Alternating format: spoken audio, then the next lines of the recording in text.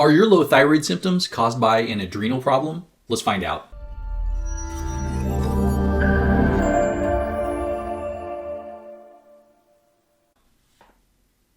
Hello and welcome to another edition of the Ask Dr. Pickel Show, and today we're going to talk about the thyroid-adrenal connection. How do these two relate, and if at all? You know, a lot of people have heard of course, thyroid problems, and many people have heard of adrenal problems, and rarely do doctors put these things together or show any relation at all. A recent patient of mine, a new patient, had come in with low thyroid symptoms. She was actually gaining weight. She was getting constipated. She was feeling tired all the time. She was starting to lose her hair. Just, a lot of these low thyroid symptoms. And so she went into her doctor and they basically looked at her blood, and the measurement they took on the blood is called a TSH, thyroid stimulating hormone. And actually the number was low. And so the doctor said, hey, your TSH is low. You definitely don't need thyroid hormone. We think this is just depression. And he wanted to prescribe her an antidepressant. And she said, hey, I'm not depressed. In fact, when she came into my office, she was very upset in talking to me about this doctor, very frustrated, you could tell, and almost to the point of being annoyed by this other doctor. And, it's just kind of the way things are. Really, there's about 24 different ways your thyroid gland can have problems, or your thyroid hormones can have problems. And only about 2 of those ways require thyroid hormone. But what we got to do is find out, hey, what's going on in this patient's case? What's causing her to have these low thyroid symptoms? Because a lot of times if your TSH is low, sometimes that could mean you have too much thyroid hormone. So we tested her hormones out and tested a few other things. And, when we tested her hormones out, her TSH number was low. But the interesting thing is her thyroid hormones were low also, especially her T3 levels, her total T3 and her free T3. If you have no idea what those numbers mean, there's some other videos you can watch that I'll put up that will talk more about that. But most of you who are experiencing these types of issues know what these numbers mean, T4, T3. And TSH is actually the messenger from the thyroid, or from the brain to the thyroid, saying make more or make less. And of course, her brain's like, make less hormone, which doesn't make sense because her hormones were low. So why is the brain telling her this? So we had to investigate a little further and say, wait a second, what else could cause this? What could cause her brain not to be telling her to make more thyroid hormone? So we had to look a little further. Now let's take a step back. When we look at thyroid symptoms, she was definitely experiencing them. And the common ones that we hear about the most, there are others that are not on this list, but tiredness and fatigue, feeling cold, constipation, weight gain, brain fog, depression, hair loss, dry skin, morning headaches. These are all really common symptoms of low thyroid hormone, not enough thyroid hormone. Now, here's the thing though, is there's another puzzle piece to this, because the other thing we did is we tested her adrenal gland function, and we found on the adrenal test that her cortisol level was high. Now, the adrenal test we ran is based on checking saliva, which is actually kind of the standard for testing cortisol. If you ever go to the doctor and they say, hey, we're going to check your cortisol on your blood test, let's put it this way. The doctor is not really versed in maybe the more recent ways to test cortisol. No offense to any doctors out there, but as soon as you know a needle is coming at you to draw your blood, your cortisol level is going to rise. So saliva is a much better test, much more accurate test, and you can test it multiple times per day and actually find out, hey, what's my cortisol level at? So what can cause cortisol to go high as it was in this patient? Well, the number one thing is stress. Physical stress, emotional stress or trauma, chemical stress or trauma. And, after talking to the patient, yeah, her stress level was high. She had some things going on in her life, but who doesn't? So, maybe excessive stress and a few other things. The other thing that can do this is inflammation. So here's what the adrenal glands do is they make this hormone called cortisol. And what does cortisol do? Cortisol is an anti-inflammatory. It's like our body's fire department, trying to keep the fire down.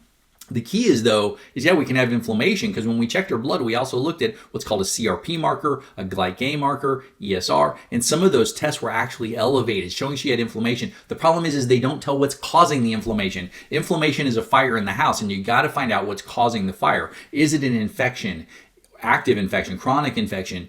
Is it due to a toxin? Is it due to something else in the body that's creating this inflammatory event? That's what we had to find out.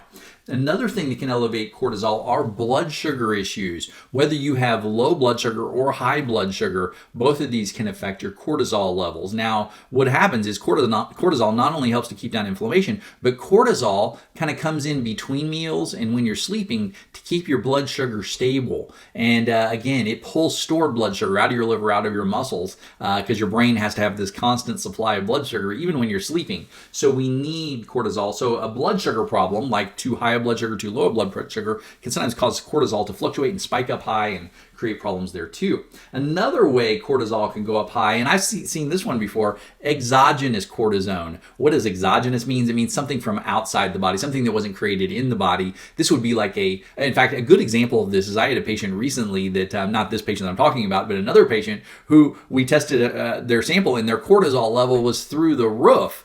And then we also tested the wife's cortisol level, and her cortisol level was through the roof. And we're like, what's going on here? Well, we found out that the wife was rubbing cortisone cream on her husband's back every night for his back pain. And not only was this cortisone going into his body and his bloodstream, but was also going into hers because her hand was rubbing it on every single night. So they were both having all kinds of symptoms. So we found out, hey, exogenous cortisone, or maybe you've been on cortisone recently or a steroid recently due to some other health issue. But again, these are common problems.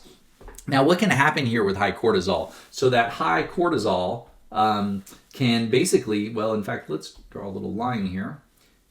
Basically, the brain, an area in the brain called the hypothalamus, which tells your thyroid hormone to make more, or tells your pituitary to tell your thyroid to make more or make less, can basically be blocked. So there's a feedback loop that happens here between thyroid and thyroid hormones and the brain.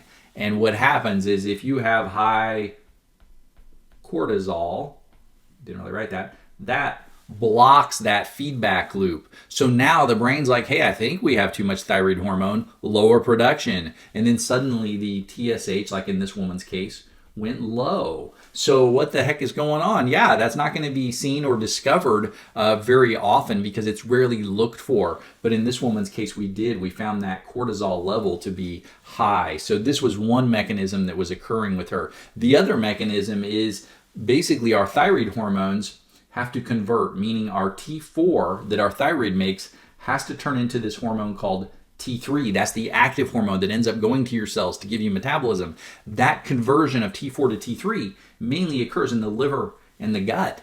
And so if you have high cortisol, this can also cause a problem here. It can also affect the conversion of T4 to T3. So again, another reason, another issue where cortisol can dampen this this whole thyroid problem. So again, this isn't really a thyroid problem that you're suffering from. This is a high cortisol problem. But again, it's finding out what is causing that cortisol to be high. Just like we talked about, is your stress level through the roof? Is your body in fight or flight system a lot, or fight or flight mode a lot? Is whether again it be physical stress or trauma, emotional stress or trauma, chemical stress or trauma, or do you have something causing inflammation in your body? Very common. A lot of times we will find infections, chemicals, heavy metals, different things in the body that are creating this inflammatory, usually chronic inflammatory cycle. And then the other thing too, do you have some form of exogenous cortisol or cortisone coming into your system?